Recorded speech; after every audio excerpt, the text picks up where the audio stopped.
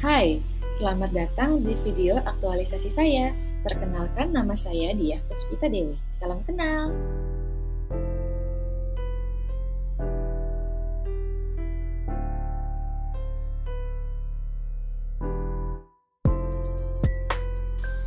Setelah dilakukan analisis USG, ditemukan bahwa belum tersedianya prosedur MBKM merupakan isu yang paling penting dan paling krusial untuk dilaksanakan dan dikerjakan. Maka, aktualisasi saya adalah penyusunan prosedur MBKM di Prodi Perencanaan Wilayah dan Kota di Institut Teknologi Kalimantan. Kegiatan pertama adalah menyusun laporan MBKM.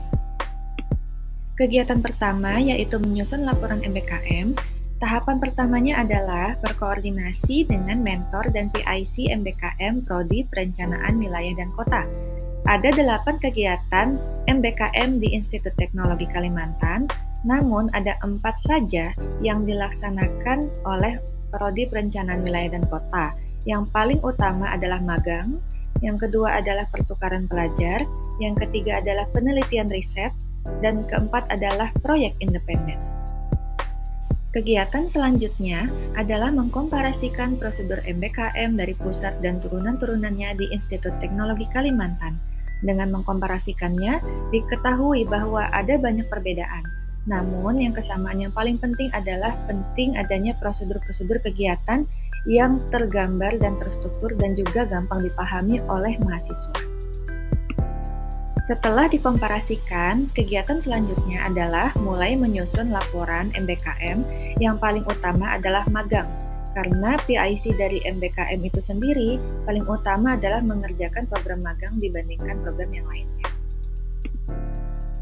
Setelah itu, peserta bertemu dan berdiskusi dengan pengurus MBKM di ITK, yaitu yang pertama adalah koordinator dari keseluruhan MBKM di ITK, dan yang kedua adalah bertemu dengan koordinator khusus magang.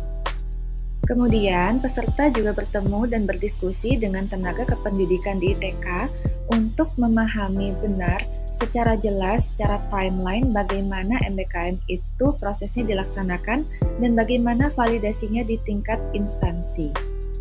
Kemudian, dilakukan penyusunan penyelesaian laporan MBKM, yaitu setelah program magang diselesaikan, dilanjutkan dengan proyek independen, penelitian riset, dan juga pertukaran mahasiswa. Kemudian berikut adalah nilai-nilai berakhlak di dalam kegiatan 1, yaitu menyusun laporan MBKM. Ada 7 nilai berakhlak, yaitu berorientasi pelayanan, akuntabel, kompeten, harmonis, loyal, adaptif, dan kolaboratif. Kegiatan selanjutnya adalah membuat infografis prosedur MBKM. Pertama-tama adalah berkoordinasi dengan mentor dan juga PIC MBKM, dan ditemukan bahwa ada beberapa kesamaan alur karena keseluruhannya akan bermuara kepada menginput berkas ke gerbang ITK dan juga adanya validasi-validasi dari PIC maupun juga dari dosen wali dan lainnya. Kemudian dilanjutkan dengan membuat alur-alur MBKM. Terdapat 4 buah laporan, namun dibuat 5 buah alur karena untuk kegiatan pertukaran pelajar terdapat 2 jenis kegiatan, yaitu pertukaran pelajar inbound dan pertukaran pelajar outbound.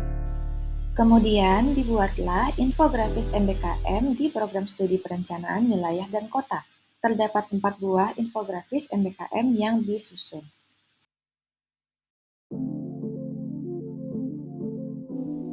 Berikut adalah nilai berakhlak yang terkandung pada kegiatan 2, yaitu membuat infografis MBKM PWK ITK. Kegiatan ketiga, yaitu membuat mitigasi risiko penerapan prosedur MBKM. Kegiatan itu diawali dengan tahapan berkoordinasi dengan mentor, ditemukan masalah yang mungkin akan dihadapi, analisis mitigasinya, dan bagaimana strateginya. Kegiatan itu diawali dengan tahapan berkoordinasi dengan mentor, ditemukan masalah yang mungkin akan dihadapi, analisis mitigasinya, dan bagaimana strateginya. Kemudian, peserta bertemu dan mendiskusikan mitigasi risiko bersama dengan rekan-rekan dosen. Setelah itu, diselesaikan laporan mitigasi risiko pelaksanaan MBKM diusahakan dengan sistematis, padat, lengkap, dan juga ada analisisnya. Inilah nilai-nilai berakhlak yang ada di kegiatan 3, yaitu menyusun mitigasi risiko prosedur MBKM. Kegiatan yang terakhir adalah sosialisasi prosedur MBKM. Kegiatan ini diawali dengan tahapan berkoordinasi dengan mentor, dengan isian berupa prosedur undangan sosialisasi, bagaimana kontennya, kapan tanggal yang diperlukan, dan juga melalui media Zoom meeting. Kemudian, peserta mengurus persuratan sosialisasi prosedur MBKM di Tenaga Kependidikan Program Studi Perencanaan Wilayah dan Kota.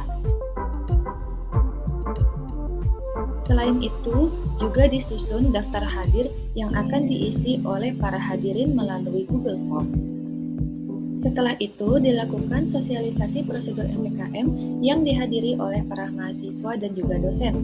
Namun, karena dilaksanakan di jam kerja di mana mahasiswa dan dosen sedang bekerja dan juga sedang kuliah, dilakukan kembali sosialisasi namun tidak secara prosedur resmi di lingkungan kantor perencanaan wilayah dan kota.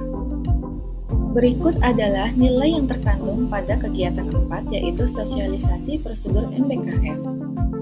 Lesson learned yang didapatkan ada 4. Yang pertama adalah pentingnya proses yang jelas dan mudah dipahami. Itu berlaku untuk setiap kegiatan. Kemudian, pentingnya kerjasama antar instansi pendidikan dengan swasta maupun pemerintah untuk mempermudah dalam mencari mitra. Kemudian, pentingnya untuk mendorong mahasiswa agar terus berkembang dan juga belajar melalui program-program MBKM. Kemudian juga pentingnya penerapan berakhlak baik dalam mengerjakan aktualisasi maupun program di lingkungan kerja. Terima kasih telah menyimak video saya.